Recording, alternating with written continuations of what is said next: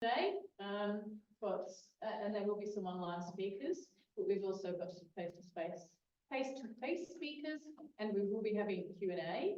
We'll just kind of see how the afternoon goes, so it'll be quite organic. So we'll just say thanks for coming, but generally we'll follow that the normal kind of structure of listen, and then if you've got questions. But if you do feel a burning need to say something, then feel free to kind of tap Cath on the shoulder, or Max or John or I, if we're kind of in the room, and then we can maybe just interject and make sure that your questions are answered.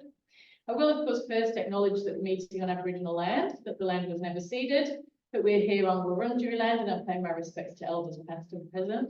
And I will then just talk a little bit about who we are. So we aren't a formal, or the group that are here today are not a formal anti-Wollert group or campaigning group. It's actually just something that has become very urgent because we've got 1 week to get in a submission to the EPA. So there's for the submissions for the incinerator. So this is really a very urgent thing that Cath and a few others have pulled together. And so we are really going to focus on that submission piece today. So it'll be giving you information. And just as a little bit of a show of hands, how many of you here have been involved in grassroots campaigns before? Yeah, and how many here just from the community interested in knowing what we're talking about? Yeah, okay, great. So that just gives us a little bit of a gauge of kind of where we can show it. This is very much an information session. So for those of you, particularly that are involved in Lara, you probably know a lot of this stuff anyway. So we'll try not to bore you too much, but certainly from the info, it really is about that community consultation and just letting you know what we see as the reason why this is a bad idea. So, so on that note, I will hand over to Jane, who is our main Zero Waste Australia. Let me just find my little spiel. So Jane is based in Western Australia, so that's why she's on Zoom, and has worked for environmental health and justice for more than 20 years. Currently leading the Zero Waste Australia campaign, Jane works collaboratively with local, state, national and international NGOs. She works with experts and researchers to resist incinerators and establish zero waste city models.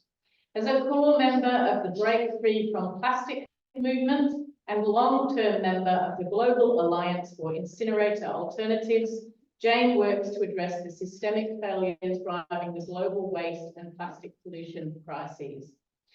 The protection of children's health, especially, is Jane's key motivation and underpins all her work.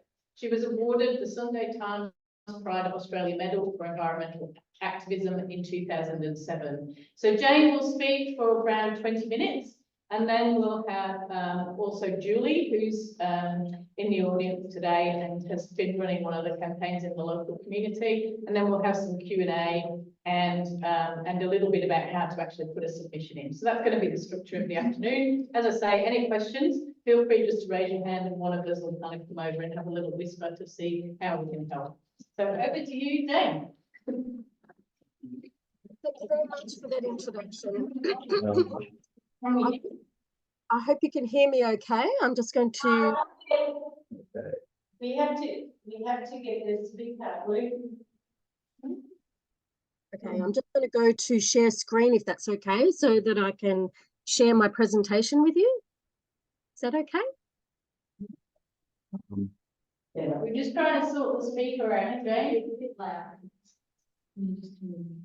Just need to turn your ears on a little bit.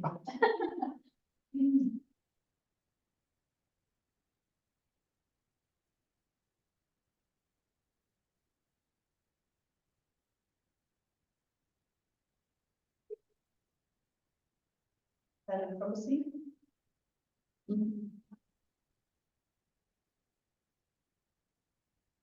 There's always technical issues, aren't there, whenever you're using Zoom? You do your best to translate everything. There's always something that goes wrong.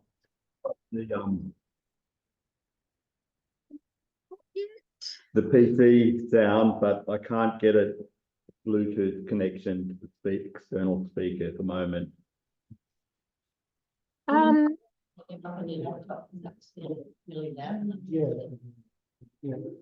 Can you Yeah. see that? We can hear Jane. You can hear, you can't see my presentation. It's, I've turned the volume up to maximum, but it's still quite low, quite, quiet. Okay. I just want to check that you can see my presentation. If I, No, not yet. Yep, okay. Can you hear us okay, Jane? yeah, I can hear you guys well. Yes. Yes, we can start sharing now. We can't see your share screen yet. So it's my end is telling me that the host just needs to give permission. It's disabled at my end. So the host just needs to give me permission to share.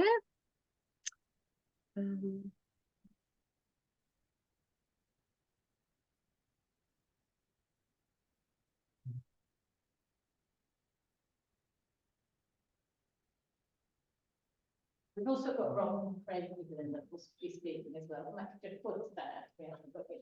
Sorry, Rob. Okay.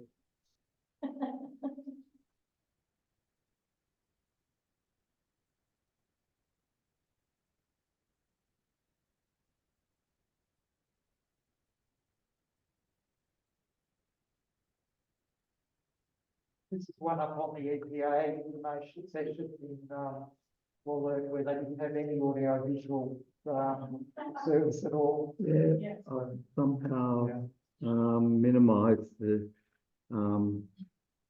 screen. Just go back to one. That one? Not that one. Big one.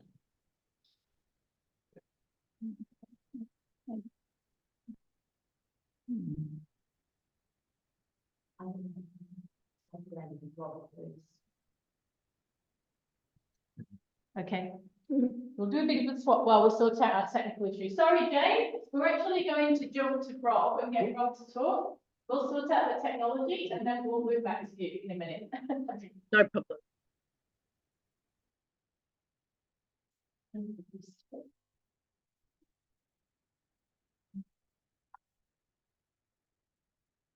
Excuse me for my notes, I'm really eaten and the brain doesn't function when I eat. I'd like to pay my respects to the Wiradjuri people on whose unceded land we are on and thank them for the ongoing care of country.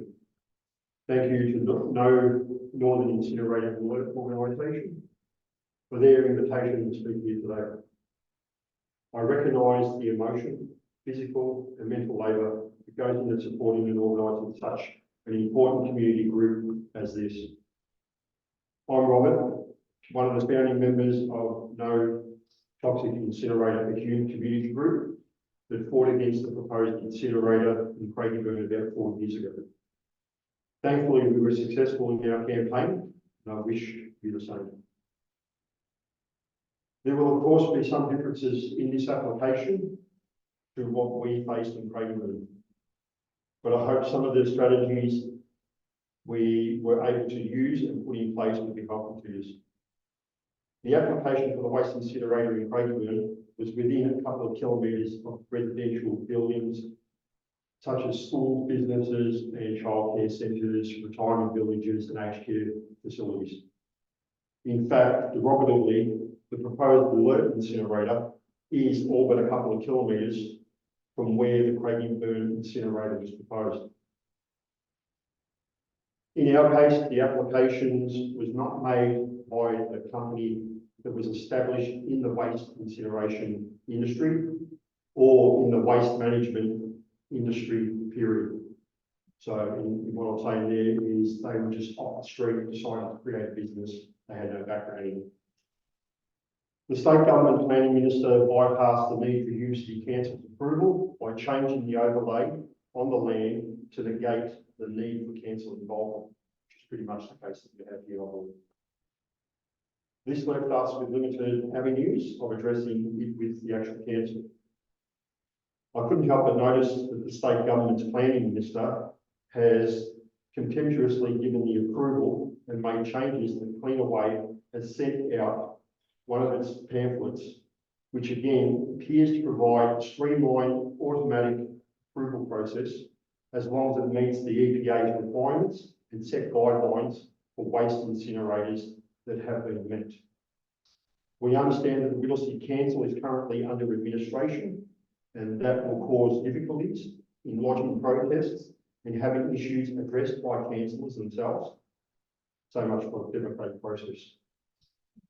The spread of toxic particulates produced by this incinerator won't simply be denoted by the smoke plumes that you will see. The dangers lie in what you don't actually see. So in that case, there are particular distances that the Cleanaway was talking about in their presentation of how far it is.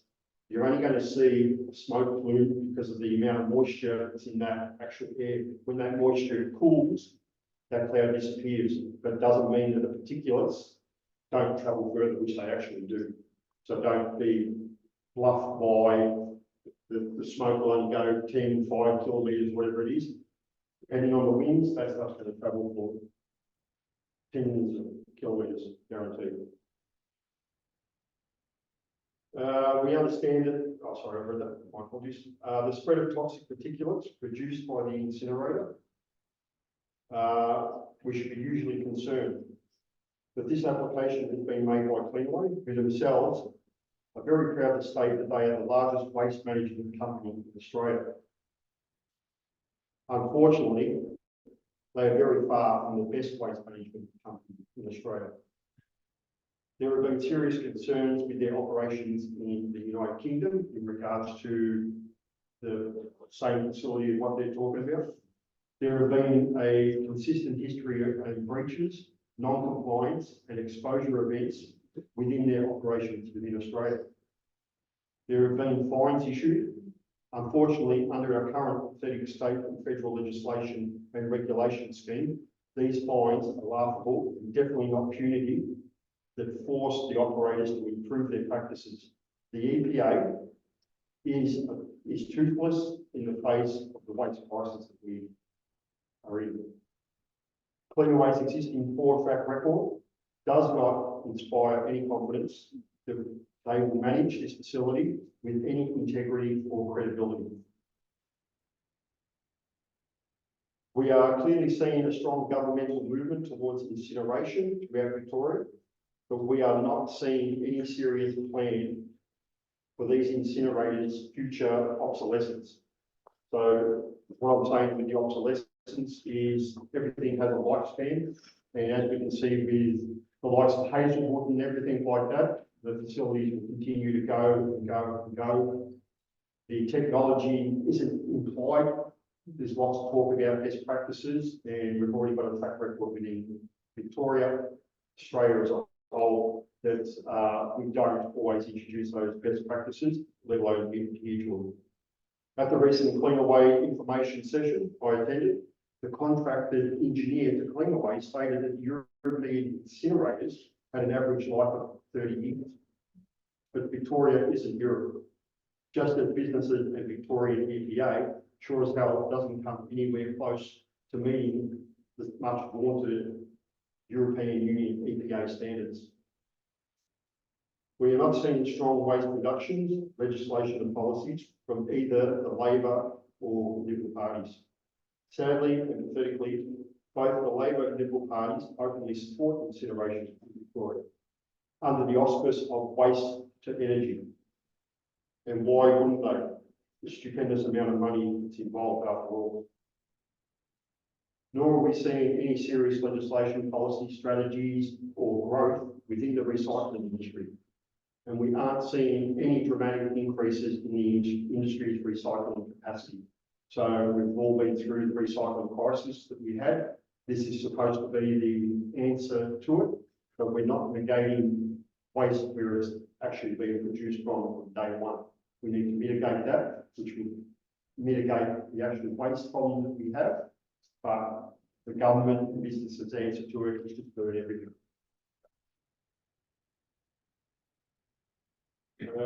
So in 10, 20, even 30 years, who will be held accountable for the cost on our communities?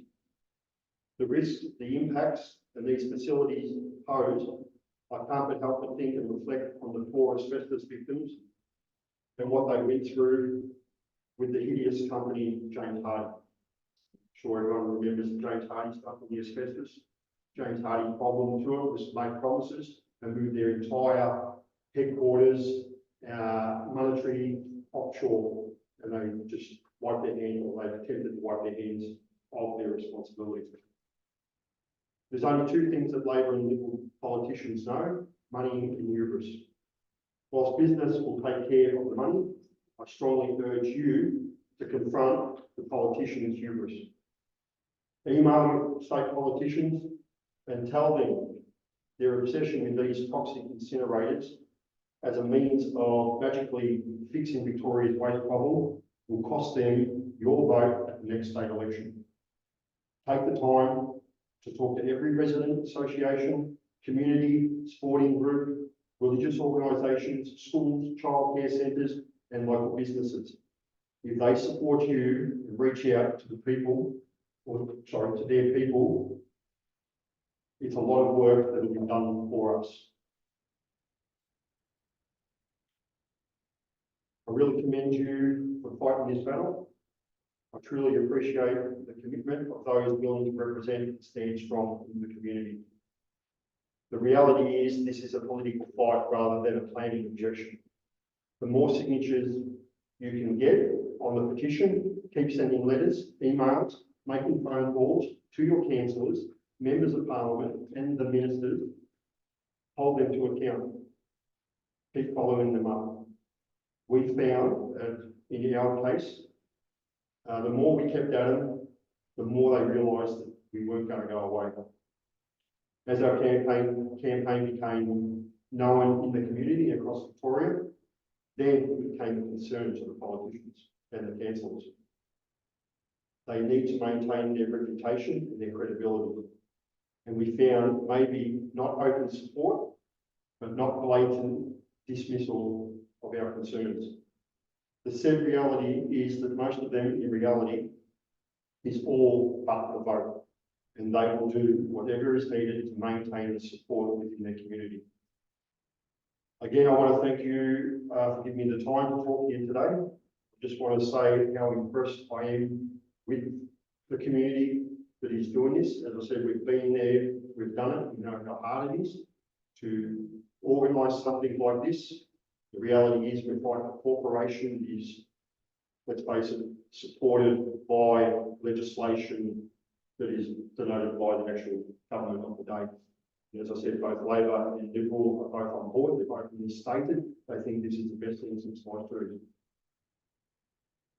Challenge the government's lack of ownership towards waste issues in general, and also willingness to jump at a quick fix instead of addressing the real problem and issues that we have with our waste.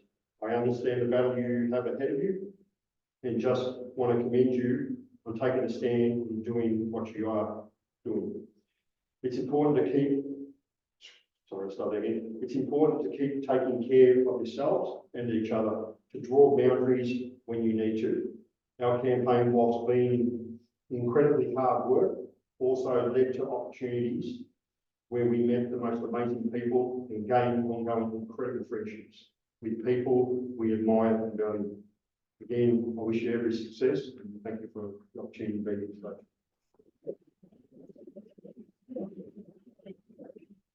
Awesome. And one thing to note there, it is political, but we are not part of any political party. We're not representing any particular political party. So just to acknowledge that everybody is an independent who is just really interested in this cause.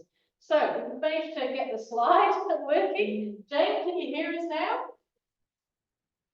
Can we hear Jane? We've lost the vocals there. Jane? There I am. Can you hear me now? Yeah, fantastic. All right, over to you, Jane. Excuse me, I've Thanks for got a taking frog in my throat right now. I'm just going to dive in and get started straight away. I'm speaking to you today from the lands of the Whadjuk Noongar people here in Perth, which is Boorloo. So I'd like to pay my respects to the elders today from the land that I'm speaking to you from. My name's Jane Bremmer. I'm from, I coordinate the Zero Waste Australia campaign for Toxics Free Australia. We've been campaigning on incinerators for more than 20 years in Australia. So my presentation is really designed to give you the basic arguments and tools that you need to engage in resisting these incinerators in your own community with the government. I'm going to go through my presentation pretty fast because I've got a lot of information to impart, but what I will do is I will give a copy of my presentation to the organisers here so that you can have a copy of it and use it as a guide to make your own submission. So, as I said, I'm the coordinator for Zero Waste Australia. We have a website, so you can find many of the resources and the documents I'm talking about here on our website. But I want to start by saying how important it is to understand the waste management problem that we face and why, and it gives us an insight into why waste incineration is the worst solution for our residual waste management. And that's basically because our entire waste stream represents and reflects back to us our entire materials production systems. So unlike coal, oil and gas, if we're talking about making energy, waste is the most heterogeneous material. It is a mixture of composite substances, coating, layers, numerous chemical mixtures and materials. That's what makes it a very dangerous proposition to use as a fuel, because it's completely unpredictable, because it actually represents the entire breadth of our entire materials production system. And we know that our materials production system is heavily embedded with fossil fuel substances and petrochemicals especially. The introduction of waste to energy incineration into Australia really took up speed under the Morrison government at the time of the Australian waste export ban. And a whole range of national policies were developed around that time, and they all led to the same outcomes. And the three outcomes that most of these federal policies lead to are incineration, the generation of a refuse-derived fuel, which is basically fuel compressed into a pellet or shredded in some way and turned into a fuel. So it's no longer a waste product, it's a resource to be used for fuel. But it is essentially just mixed waste all compressed together. And chemical recycling, which Victoria has seemed to embrace dramatically compared to other states, another false solution. All three of these technologies, incineration, the production of refuse-derived fuel and its burning, and chemical recycling, are all incineration technologies. And that is where Australia is headed from our federal policy agenda. Fortunately, when the Labor government was elected, Chris Bowen saw the folly of directing clean energy and renewable energy funds to waste incinerators. But by that time, it was too late. There were two massive incinerators approved in Western Australia, and these were $7.8 billion investments. That's how much money these incinerators in Western Australia have stolen from real bona fide renewable energy technologies. And it's an absolute disgrace. But thankfully, it looks like Chris Bowen has put a stop to renewable energy funds going to waste incinerators, which is great because they relied on these funds very much so to establish. Unfortunately, they're coming through the back door now through the Recycling Modernisation Fund to fund chemical and advanced recycling facilities, which are incinerator technologies. But in terms of international conventions and why waste incineration is such a bad idea, waste incineration is referred to in at least 3 international conventions. The first convention is the Stockholm Convention. That's designed to protect the planet, humanity, and the environment from the harmful impacts of persistent organic pollutants. The Stockholm Convention identifies waste incineration as one of the top producers of unintentional POPs generation. So we know that things like dioxins, furans, bromines, these kinds of very dangerous chemicals, chlorinated, fluorinated, brominated chemicals that come from waste incinerators are internationally recognised global pollutants of concern, and those countries who are signed up to the Stockholm Convention are really obliged not to increase their generation. So that's the first convention. The second convention is the Minamata Convention, which was created to protect the world and human health and the environment from deadly mercury pollution. And waste incinerators are identified under the Minamata Convention as one of the top 5 industries that generate dangerous mercury emissions. And then there's the Basel Convention, which is concerned about protecting particularly vulnerable countries and the planet from hazardous waste, and also identifies waste incineration as a major generator of hazardous waste. And that's through the incineration process that generates huge volumes of ash.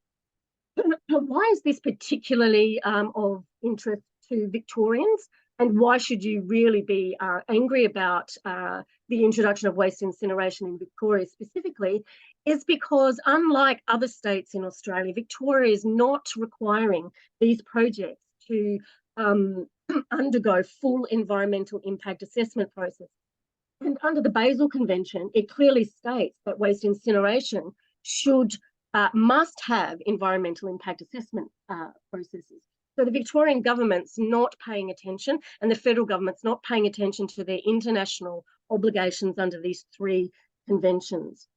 When we look to Europe, and we should do, because all of the projects that are being introduced in Australia are being justified on the basis that we'll apply the most strict EU standards to incinerators, and that will ensure that they are safe and non-polluting.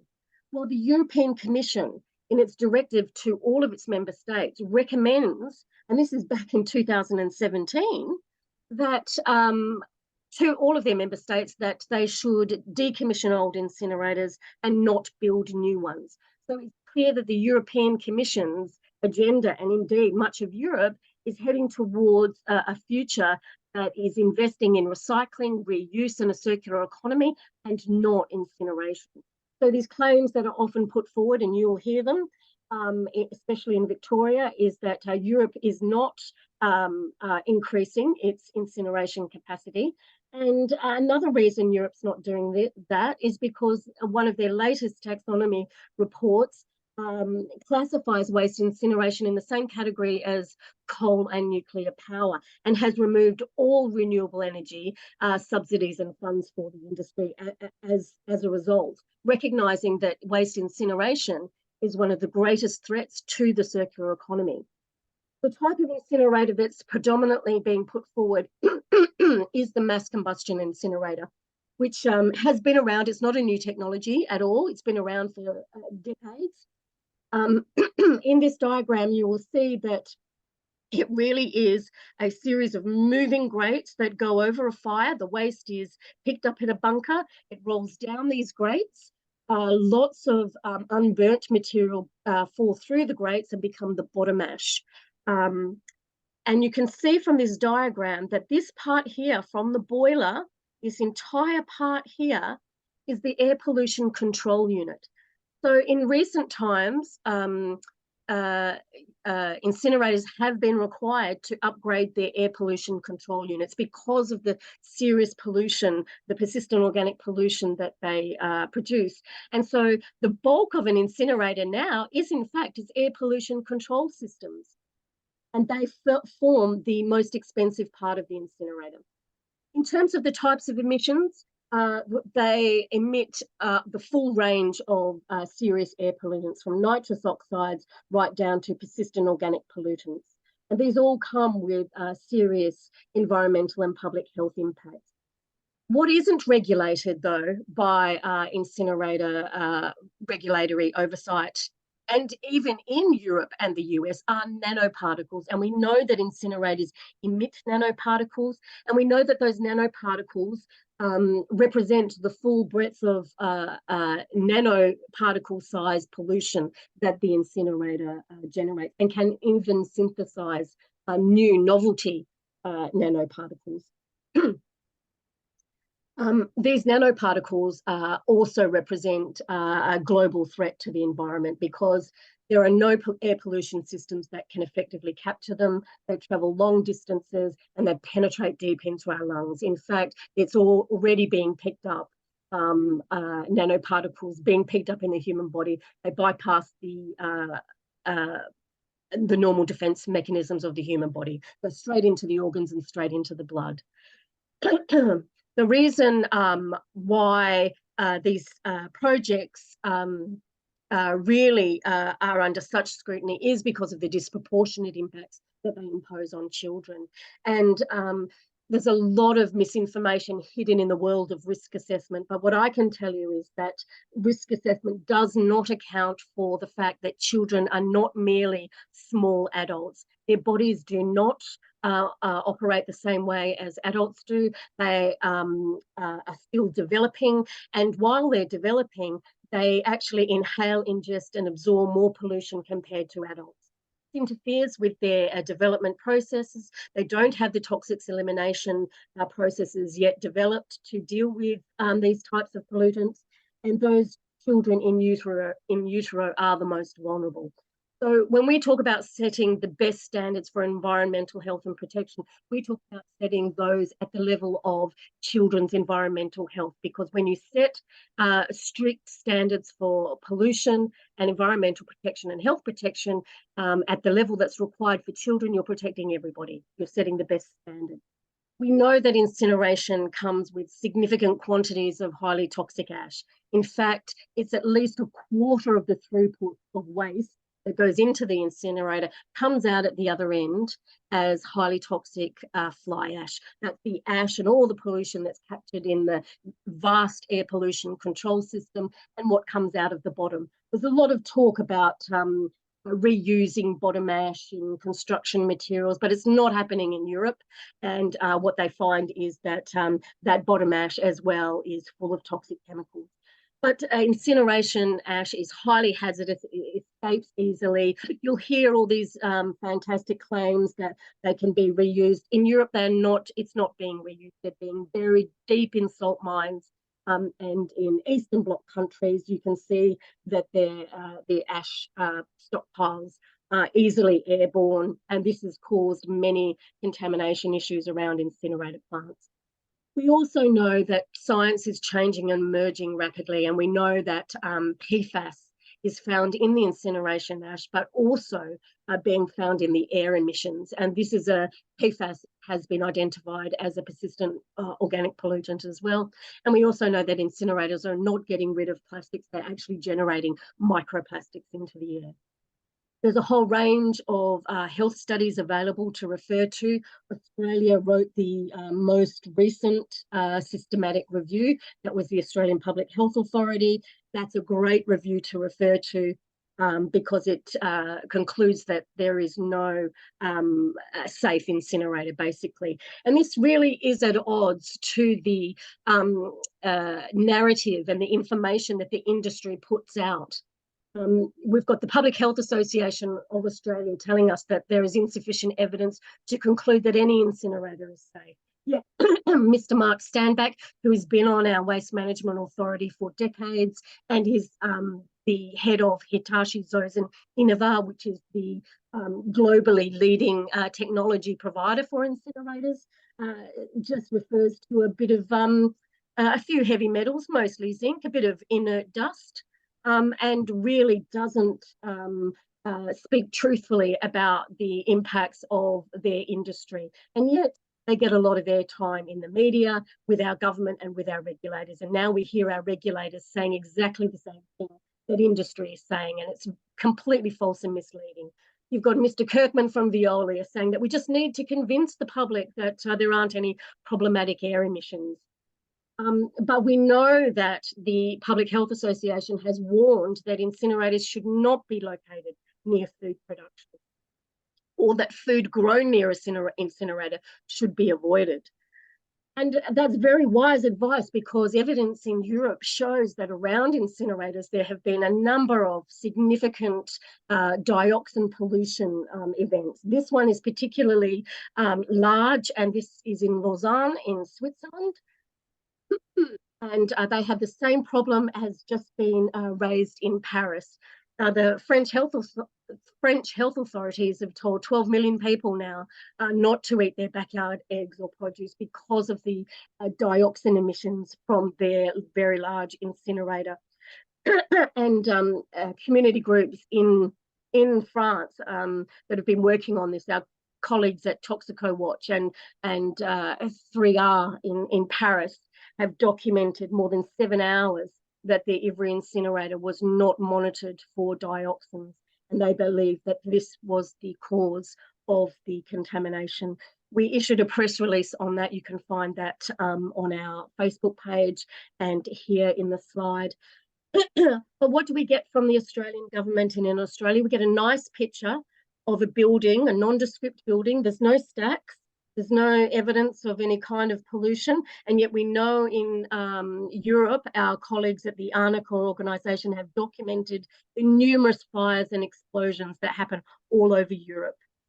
We know that incineration is the most expensive and the most polluting way to make energy or manage waste.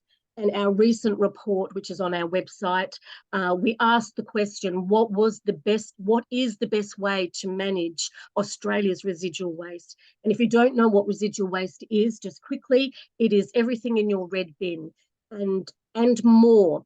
The waste that goes to these incinerators include construction and demolition waste and commercial and industrial waste. And you think about all those skips that industry provide, then very poorly sorted. So construction and demolition and commercial and industrial waste comes with a high percentage of contaminated and hazardous and toxic materials. A residual waste should be down to about 10% in a wealthy, progressive country like Australia. But we don't have a waste management system that's really up to the job yet. We often don't even have public place recycling bins or composting bins. So residual waste is that waste where all the organic waste has been removed. And there is a federal FOGO policy for this. It's being very slowly implemented, and Australia's got a long way to catch up. We need to remove more recyclable and reusable materials and get that residual waste volume down to about 10%, which is what we can do. And our report concluded that for Australia, their residual waste management, that landfill with full pre-treatment provided the best option for Australia in terms of climate pollution, air quality pollution, and public health costs. And when we talk about pre-treatment, we're talking about zero waste policy. That means our government and industry investing in how we collect and separate our waste. So we're generating the cleanest possible waste resources that can be used in the circular economy. That means providing all of our citizens with waste services. And there are many remote and regional communities that have no waste services at all and have to put everything in their red bin.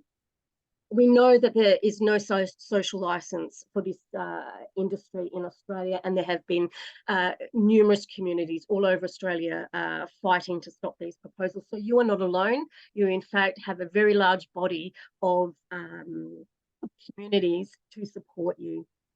More recently, we know that the UN Special Rapporteur on Human Rights and Toxics and Hazardous Waste, who came to Australia recently in September last year, met with a number of incinerator impacted communities, and he had some strong words to say, and basically that waste incineration is the end of the line for the fossil fuel industry. They want it, and when you understand that, you can understand the power behind the push for it, and that's what we're really up against, the fossil fuel industry.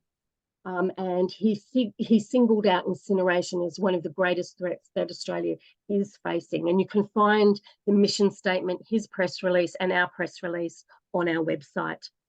But moving more to what are the solutions? There's a lot of talk about a circular economy and creating a world where we don't create waste, and that everything that we use in our materials production systems goes back into our model of materials production, circulation, regenerative. The Ellen MacArthur Foundation is one of the leading organisations that works in this space, and you can see here clearly from their diagram that they regard energy recovery, incineration and landfill as leakage from a circular economy. So when you hear Veolia and Cleanaway and all of these organisations and your regulators talk about waste incineration being part of a circular economy, they are deliberately misleading you. The rest of the world doesn't accept that, and it's just a bogus claim to make them sound more appealing. There are some fantastic resources for you to use. Dr. Paul Connett, we brought to Australia several times, and his book is I highly recommend. We know that there are cities all over Europe practicing zero waste models without incineration. So this is not an out there concept, it's happening already.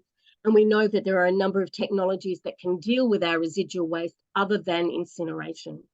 We know that we need to look at the risks to the circular economy in our materials production systems, and that is the toxics that are embedded in our materials production, which are stopping us fully realising the potential of recycling and reusing and the circular economy. But there's a lot to look forward to. There's a lot of hope, and my favourite is mushrooms.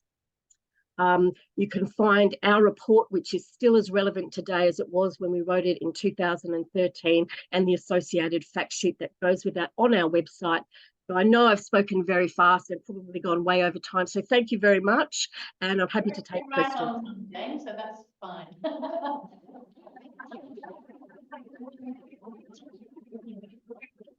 There's lots of really interesting stuff there, and I'm sure the Facebook groups and the website, if you want to engage in looking at some of that information, please feel free to follow those links. We are recording this, but we're making sure that there's no faces on it, just in case anybody has any sensitivity to being seen in this campaign. But the recordings will be available for you to look at that again and kind of follow through and be able to hear it with a bit more clarity. So we'll make sure that that's available to everybody afterwards as well. Now we're very excited. We've got a mum from the local area, Julie, who has basically she's made a little short film, and she's done that during the school holidays. So we're very excited to launch that film today as part of the campaign. And Julie's just going to come and introduce it. We'll quickly watch that, and then we'll move to talking about how to do an actual submission. So it's 5 or 10 minutes more.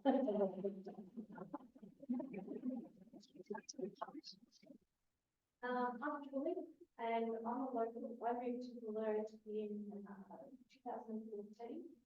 I decided that Wollert was going to be my forever home. I actually the summer time since 2014 spent some time in Canberra, but I was always going back to Wollert because I love the community. Wollert is a very multicultural community, and I'm very much involved in the Muslim community there. I'm a mum, and I have a 10-year-old, 11-year-old, and 13-year-old, and if I want my children to grow up and be healthy in Wollert, what we need is a clean environment. And so when I first heard about the incinerator, my first point was people don't know about it. Cleanaway have actually been really sneaky and not letting anyone know about it. EPA haven't advertised this, so everyone I spoke to said, I don't know about it. I didn't know about it first until Cath put a post about it on Facebook, and that's where I first learned. I attended I think it was the second EPA meeting, and I went along and said, no, we can't have this. If I don't know about it, nobody else knows about it.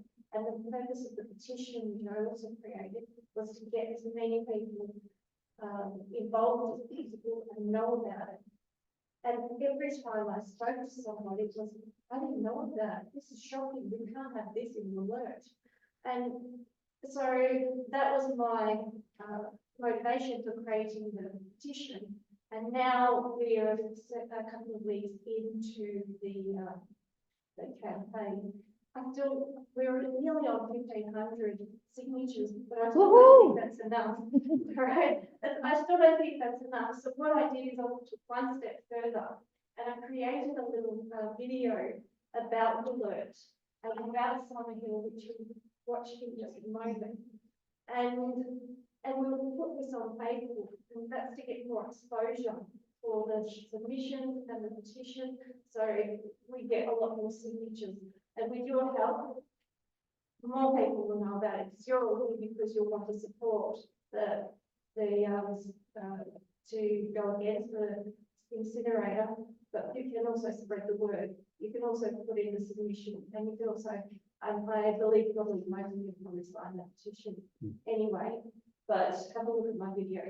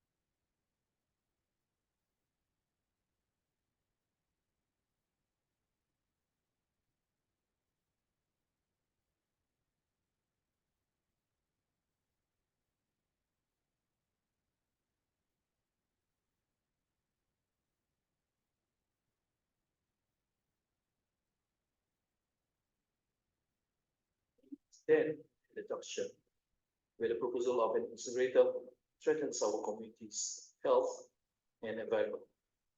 Toxic emissions will pollute our air, harming our families and our future. But we have a choice. Yes, we have a choice in saying no. We can say no to the incinerator and yes to cleaner air, safer communities, and a brighter tomorrow. So let's preserve our environment and safeguard our children's well-being. Let's heal the earth and our future. Join me saying no to incinerator, yes to cleaner air and a better future. No to incinerator, yes to cleaner air and a better future. Thank you. Stay healthy and peace to all.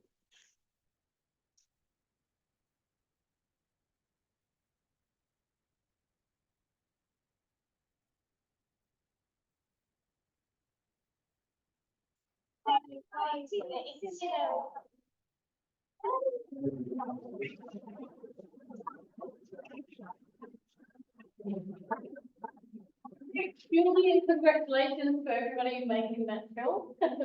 Great. Now I'm just going to hand over to Cath, who's a long-time campaigner, and she's going to talk a little bit about how to actually make this petition. So is that all right, Cath? Yeah. Over to you. Great.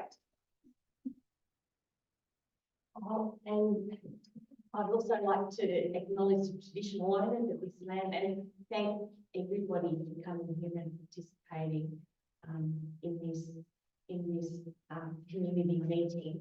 And I know it's been a lot of talking, but we've just started getting information up, and I'm just so thrilled with that film and all the work that's happening to show the beauty of this area, and other people don't realise what an extraordinary community and area it is.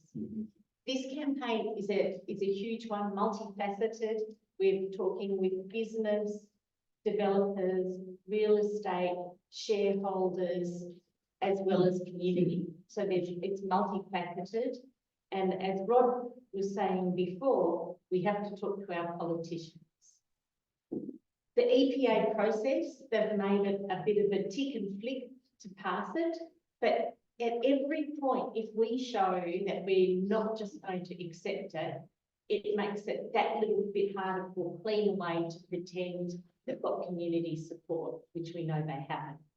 So a lot of you will have seen this little flyer here. Have you got this one here? So it says how to make submissions. So this week, while there's 1,000 things to do for this campaign, and we totally agree with everybody playing their own part in whatever way they can, we've got 1 week to make EPA submissions. So on this flyer, we've got a link. We've got a link to the Engage Victoria website. And as Cathy can attest, this submission can be done in 5 minutes, the EPA submission.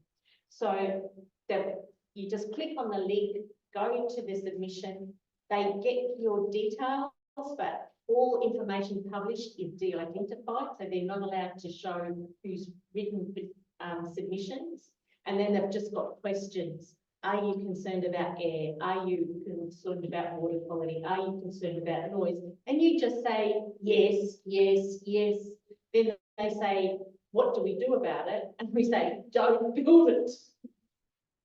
And agree to the terms and put in your submission. So it takes 4 minutes if you want to do a basic one. If you want to include any other information, so here anything relevant is relevant for the EPA, all the things on that list, and John's got my glasses, but all of those air quality and things like that are all relevant. I've got Cath all swap the glasses with. Yeah, so noise, any issue like that you want to put down in that submission, but it's really quick. So if you can all do one of those submissions this week and see if anybody else you can get to just sign on there and object. The second submission, they've got 2 happening at the same time. The second is the other box. Now you're also welcome to put those in. The second one is the Department of Planning, and that's the one that kicked out the ones in New South Wales. So Department of Planning, they don't give you questions. You can also just say, we don't want the incinerator. That's about amenity, planning, impact on native vegetation, property values, all of those things, they will go into Department of Planning submission. So 10 minutes and you can have 2 submissions done. Or if you want to talk to us for more detailed ways of doing that. But we'll put more on the Facebook page and let us know if there's any other ways we can help you promote this. We're thinking of going to the railway stations, letting people know, just, get it done this week, see how many we can get pulled down. Thank you. Any questions? Yeah, why isn't the media, like, we have all those shows each night, current affairs. They don't seem to know about it either, or they're not interested, or they don't want to get involved. Why is this so local? Like, here we're preaching to the converted, but how do we get that onto a current affair to say the people of Wollert don't want this? Good question.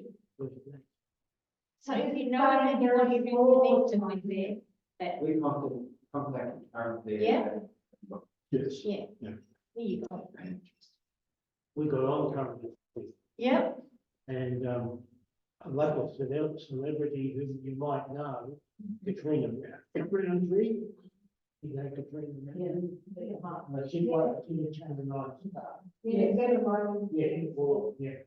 So one of our group, that licensing, he got in touch with the current affair and Katrina around, and so they did a story. Some more dates. Yeah, we Katrina featured in the story, particularly against the big incinerator that they want to build in Lara. And that's on our page. So I don't know if you know any stars from there. Can I just say on that note, if everyone just continually keeps emailing a current affair, my girlfriend was emailing, I was emailing, you don't get a reply. Yeah. We keep doing it until they listen. So the more people that bombard them with emails, I think the better. Sorry, so if I can reply also, just keep in mind, and I've probably banging on about this our experience, a lot of these require startups and investment. And a lot of it is business investment. And the last thing they want to do is allow this to come out and become critical of their investment. And a lot of the media is nothing more than business. And they talk to each other, they go to meetings together, strategize, and that's part of it. And the other part is, as I alluded to in your finding the documentation, the planning minister himself has turned around, nothing to see yet. I've approved it.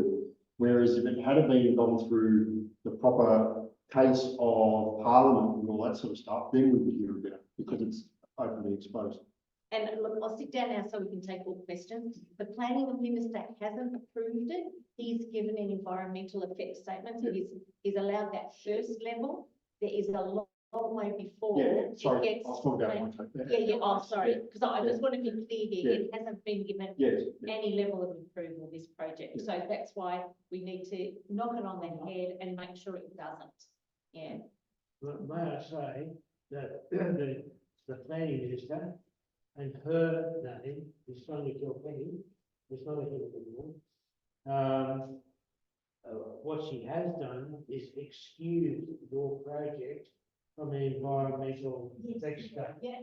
Which is what is, and either she has excused every other incinerator project, or they were never referred to for a decision, which is what happened in the case of the Lara Incinerator. It was never referred to the minister for a decision. So that's a blow. It's a scandal. It's a scandal. And It's not due process. yeah, due process, yeah, absolutely right. Yeah, so yeah, by all means, get stuck into the planning list to go for it. If someone hasn't done a submission, we can say, well, it will be here, and we can say, I can start the writing through it. It's not onerous, and yes, it usually is 5 minutes. And I read a couple, so it's interesting to see, get no email back, say that they received it, but they do have a wording. Thing that comes up saying, thank you for submitting, yes, yeah, but you don't actually get the number. So feel free to step back. So just in the interest of timing, obviously, there may be some community questions that you've got. I think particularly we'll just hone in on factual questions for now. If you want to talk about politics of it all and, you know, certainly some scandals around it, you can hang around at the end, because I'm sure there'll be people willing to have conversations with you. But just for this little bit, we'll just stick to community questions at the back there. Hi, I'm Deborah from the Frankfurt Residents Association, and there was a public meeting in Frankfurt a couple of weeks ago, but I couldn't go, so I'm here today. And my question is, what's the Cleanaway telling us? What's the Cleanaway saying about the environmental impact? Are they saying there's going to be none? No, they're modeling it on the European. But the Europeans are facing or being. So it's something that therefore we don't know about, because that's why we, unfortunately. It's really bad over there, but of course, we like to say that it's like pollution and having productions in that mass. Same thing. Because if they know, I live up in Sydney, and I'm going to call, when people are west on the topic. And personally, I'm not happy. Nothing to do with whether I'm. You're gonna ask yourself also.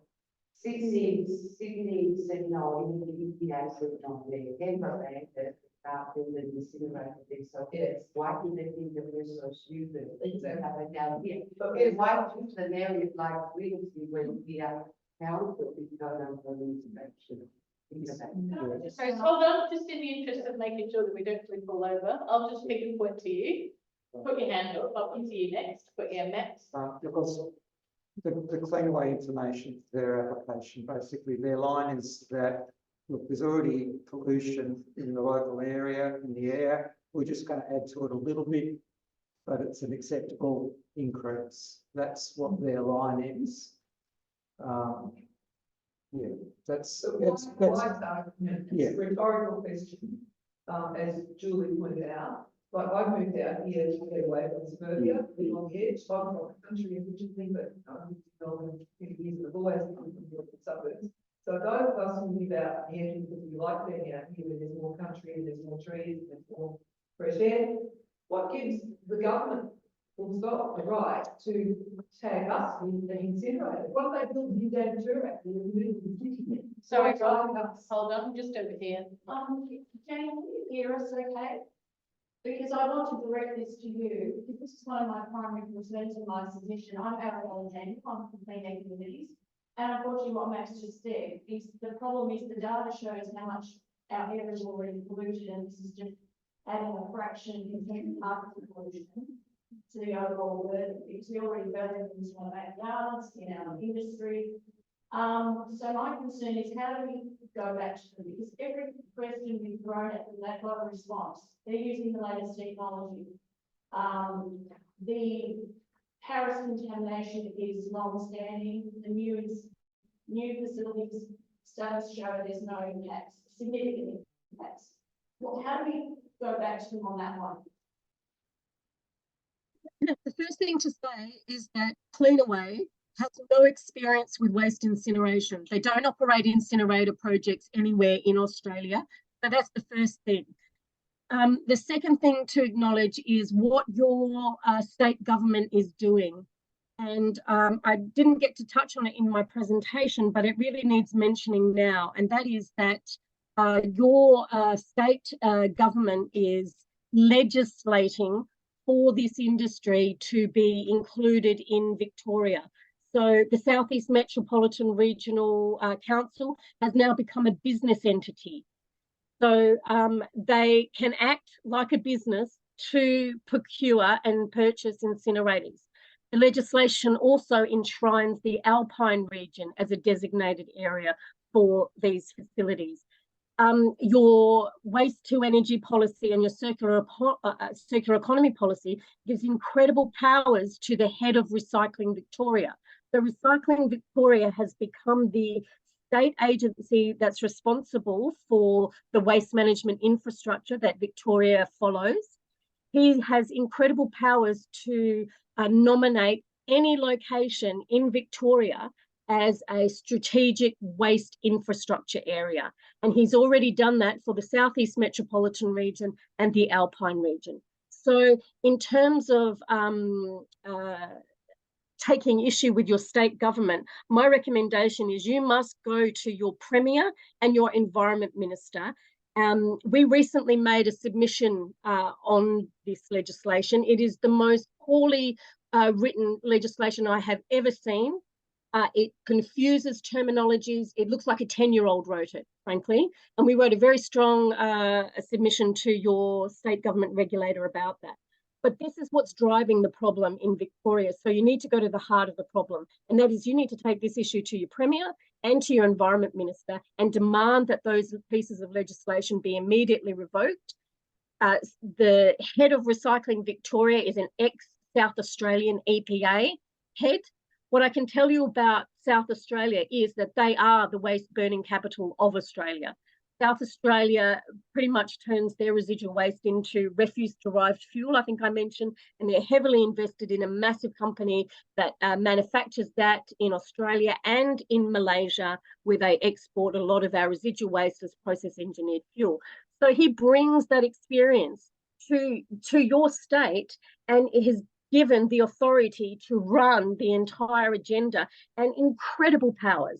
Incredible powers. I don't know many other ministers that have that power to nominate a region, a strategic infrastructure region for waste incineration.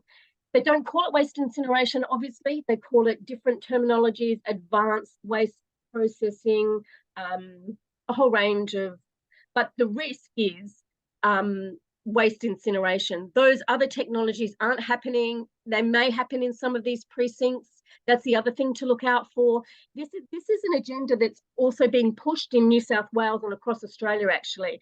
And I think we'll find that the Liberal National parties have had a very, the Lib National Coalition has had a very strong role in this. And this is about bringing jobs to the regions. And it's an absolute misleading, false and unproven claim.